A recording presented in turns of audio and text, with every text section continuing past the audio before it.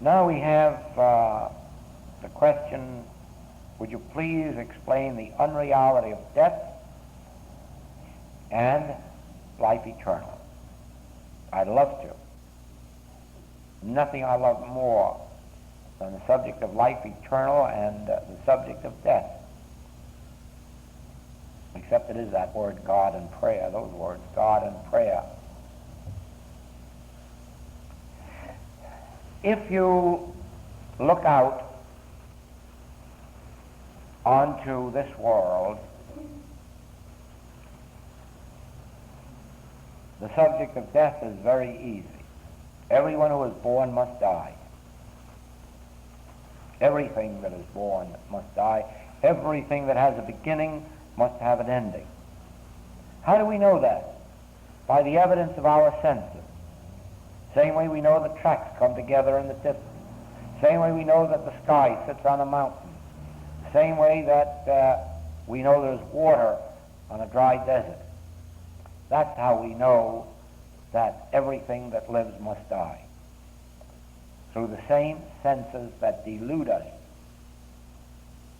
through the same senses that fool us in every way, the same senses that make us trust, put our faith in princes, that make us consider man whose breath is in his nostril. Those five physical senses testify to a beginning and to an ending. They testify to birth and to death. And if you can believe them in one way, you might as well make up your mind to believe them in all ways. As you live long enough to get a few gray hairs, you will find out that you can't believe those five physical senses.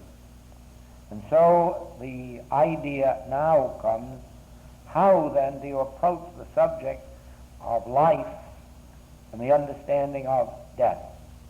And the answer is this. You begin with the word God. And since the letters G-O-D in and of themselves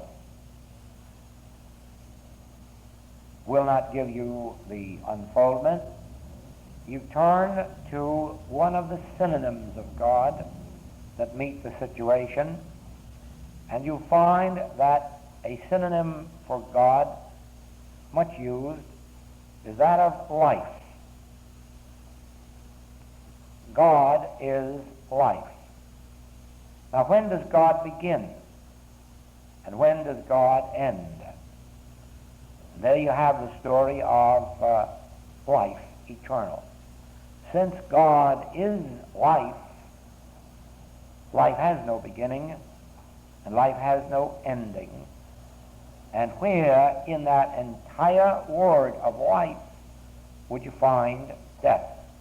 Where in the entire understanding of God as immortality could you find mortal life? Are you following that? Do you see that point? If God is life, if God is immortal, is life mortal?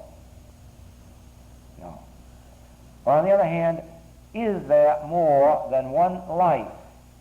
Since we've accepted God as life, and God as immortality, and God as infinity. Now, if God is infinite life, is there a life beside that? No. All right. God then being life, and God being infinite life, there can be no life that has beginning or ending. Now we come to the point of realization in our individual experience. Why were we born and why will we die? Because of the acceptance of a life other than God. That's all. As simple as that. Declare, realize that God is our only life, and you've dropped all possibility of dying. We'll even drop the possibility of old age, weakness. All of the discord of human experience may be summed up in this: a sense of separation from God. I don't care whether it's financial lack, moral lack, physical lack, mental lack. It is summed up in a sense of separation from God. The understanding of God as one's life reveals immortality, eternality, infinity. In the same way that any sense of mental weakness, loss of memory, loss of sanity, loss of intelligence, all based on what? A mind apart from God, a sense of separation from the God mind. Now, if you accept God as mind, you accept only one mind. And that mind, individual mind. That's all. And it's as simple as that. If God is mind, intelligence is infinite. Whose intelligence? The intelligence of that mind, which is the mind of the individual. Now, you can take 20 synonyms, go up and down the ladder: soul, spirit, substance, activity. And you'll find the same thing, that if you can come first of all to the agreement within yourself that there's only one, and that one is God, then that one becomes that life, mind, soul, spirit being of the individual, and it becomes perfect. Now, the same rule applies in working out human relationships, and anyone can work out at least 90% or more of harmonious human relationships in the understanding of God as the life, mind, soul, spirit of every individual we meet. And so you'll find that there is one way to eliminate death, and that way is to come to the realization that only God is life, and that life is the life of individual beings. Do not declare or believe that God is the only life and therefore I'm not living. I resent it. Yes, I am life eternal, but that I that declares it as Joel or as Bill or Mary or whatever your name may be. And so we are not wiping ourselves out. What we are doing is perpetuating our identity. However, even the identity of Joel wishes to progress year by year by year. It will still be Joel 1,000 years from now, but it will look out from a higher unfoldment just as it looks out now from a higher unfoldment than 5 years ago or 10 years ago. But it is Joel, and it is Joel of 50 years ago. No, it was only 40, excuse me.